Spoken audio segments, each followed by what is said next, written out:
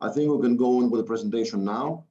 So we have the case of a 58-year-old male with BMI, body mass index, 36 kilograms per square meter, dyslipidemia, and elevated aminotransferases. Our patient hasn't taken any drugs, any medications till this rather late stage of his life. He has a level of cholesterol, total cholesterol of 245 milligrams per deciliter, HDL 35, quite low, so a typical, let's say, feature of a metabolic syndrome.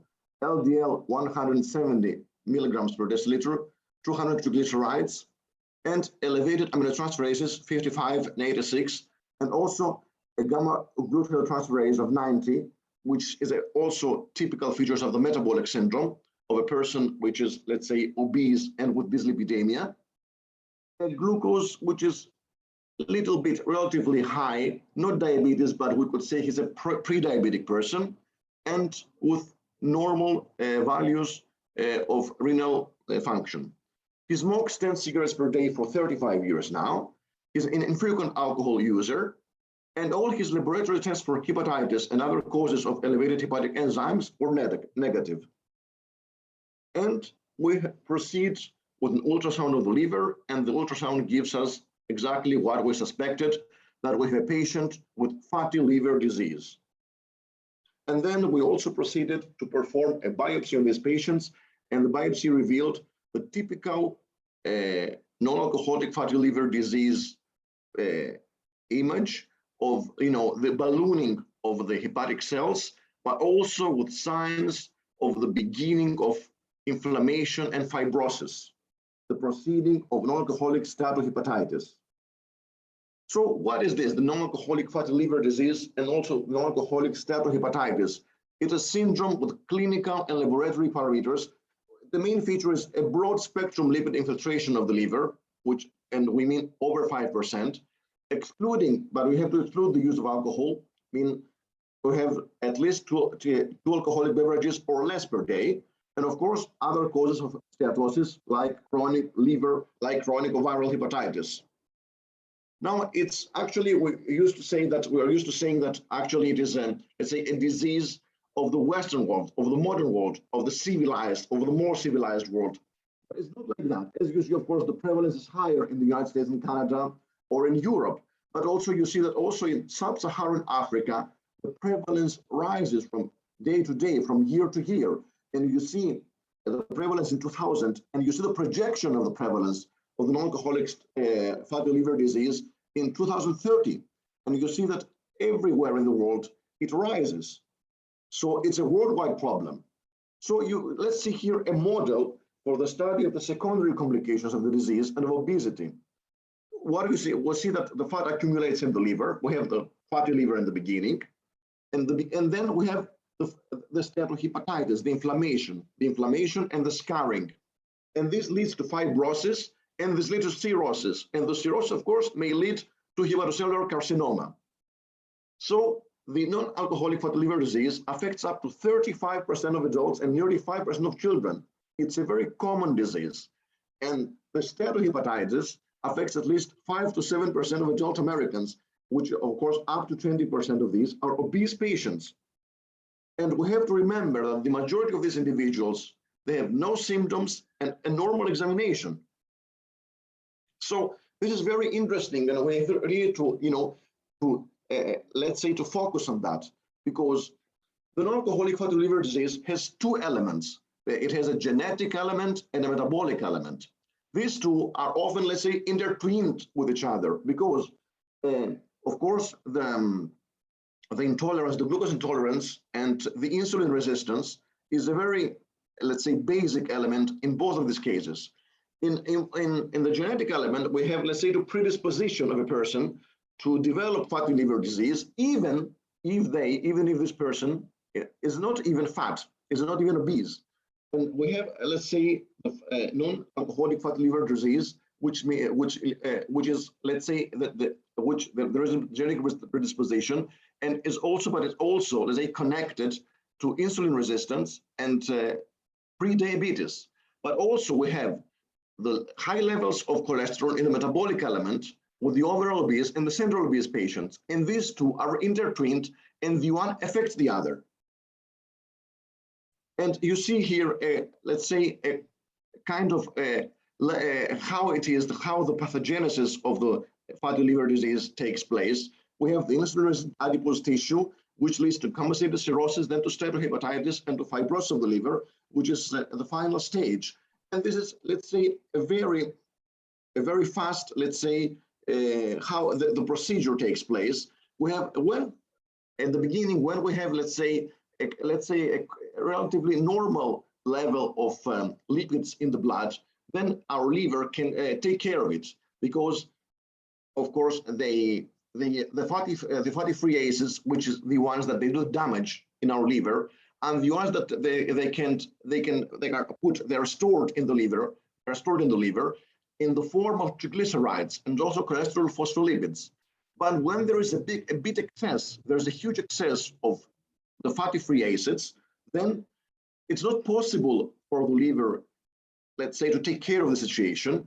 And then the fatty free acids are oxidized, and this leads to inflammation, fibrosis, apoptosis, and also with, let's say, with the insulin resistance, the mitochondrial dysfunction, and also the endoplasmic reticular stress and dysfunction, we have the adipose tissue dysfunction, and this leads all to dysbiosis, to inflammatory state, and to fibrosis. And this is the boom. So we have this NASH liver outcome at 25 to 35% becomes of the non-alcoholic steatohepatitis progresses to fibrosis of the liver, and 9 or 20% of non-alcoholic steatohepatitis progresses to cirrhosis, and 40 to 60% of these cirrhotic patients will have liver failure or will develop hepatocellular carcinoma. So how fast does this whole procedure progresses? How does this whole procedure progress? There is a study using this paired biopsies estimated that there was an increase in one fibrosis stage every 7 years. Every 7 years. And what it was estimated to increase by one fibrosis stage, non-alcoholic fatty liver disease, every 14 years.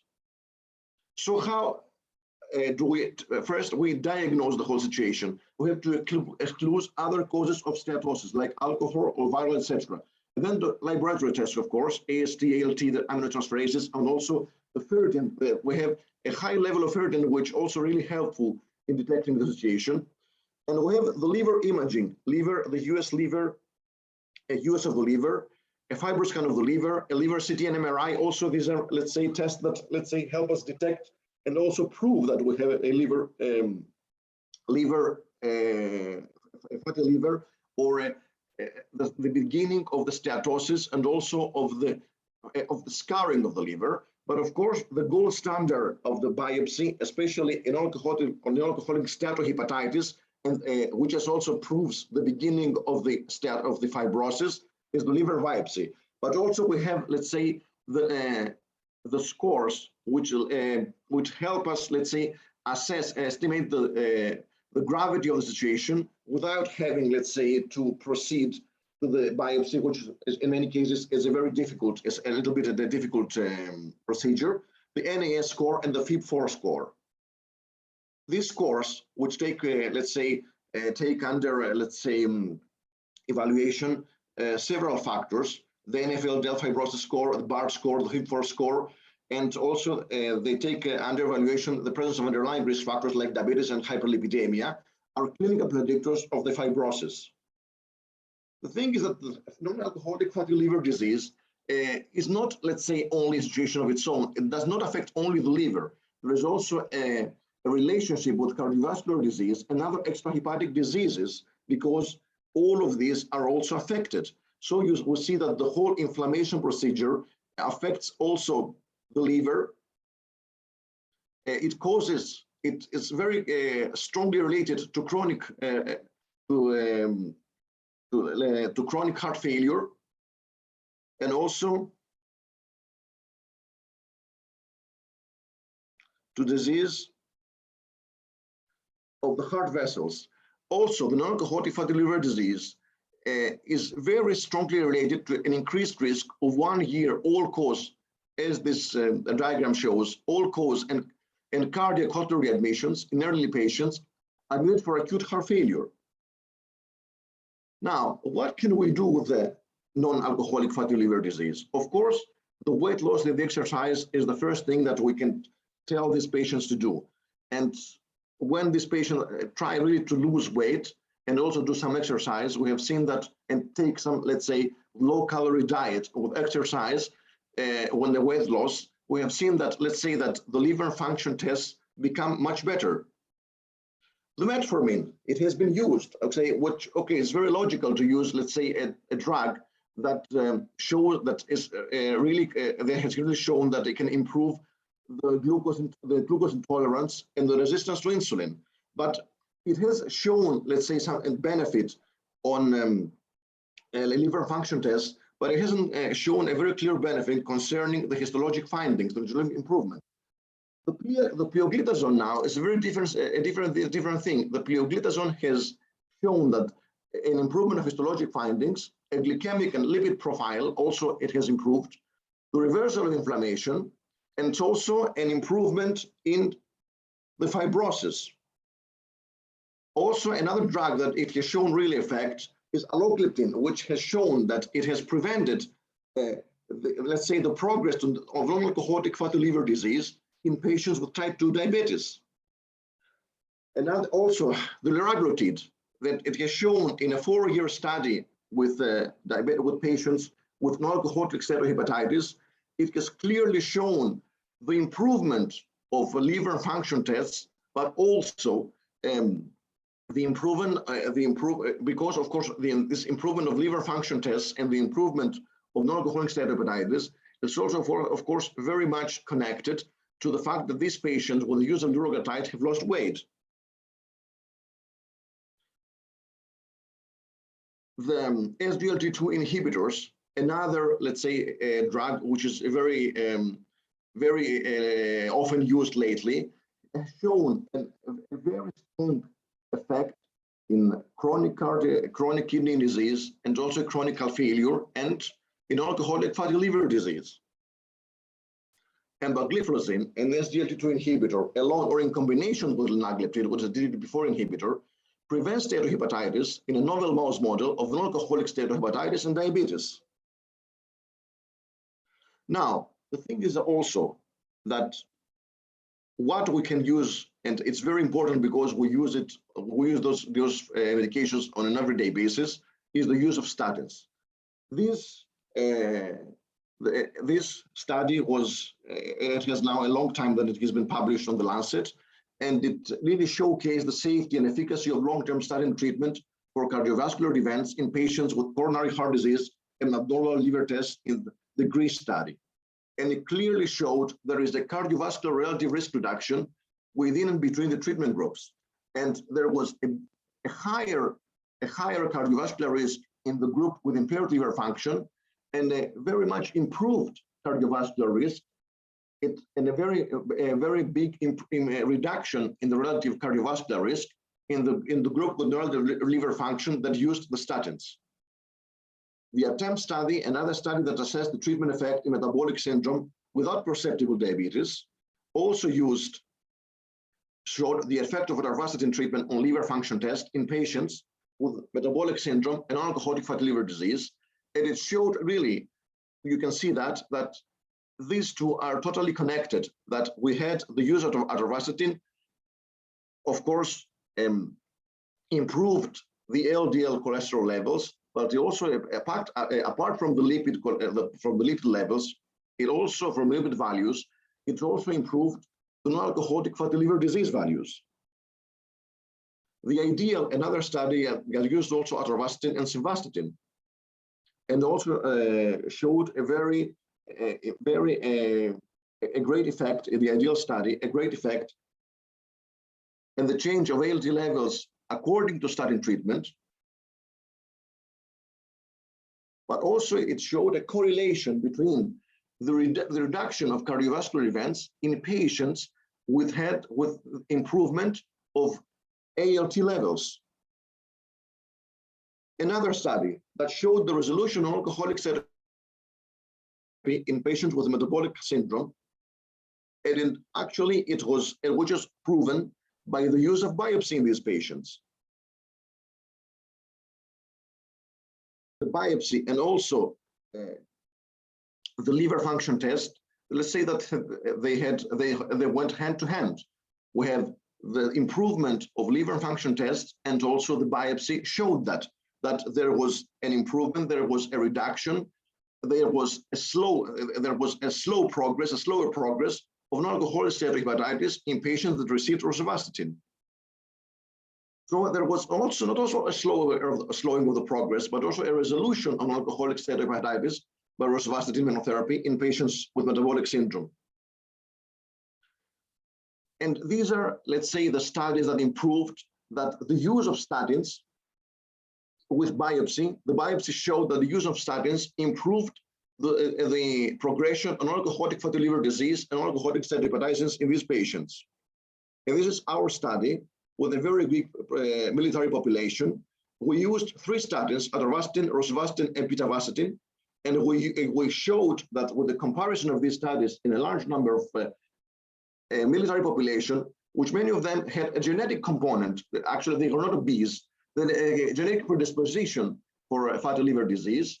We used that all the liver function tests and also the ANS and FIB4 score were improved with the use of the 3 statins.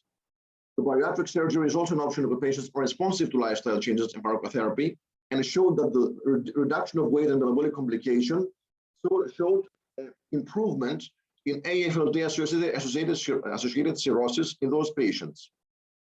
So how do we have to proceed with our patient at this point? We have, let's say, to check, we have to estimate the score. So the patient with all these characteristics, the score of our patient is 11%. So it's a patient of very high risk score. So we have to move according to treatment targets and goals for cardiovascular risk prevention. And we have to achieve an LDL cholesterol goal of lower of 55 milligrams per deciliter, and also a cholesterol goal which is less, at least a 50% reduction of the baseline cholesterol. So what do? We had our patient with a low-calorie diet to lose weight. We used rosuvastatin 20 milligrams, and then we escalated to 40 milligrams. And also we added on ezetimibe 10 milligrams per day, pioglitazone 15 milligrams per day for, let's say, a further treatment of the non-alcoholic fatty liver disease. And we achieved an LDL cholesterol of 54 milligrams per deciliter, the improvement of the aminotransferases, also a little bit of improvement in the liver and the kidney function. And we had an ultrasound histologic improvement. Thank you very much.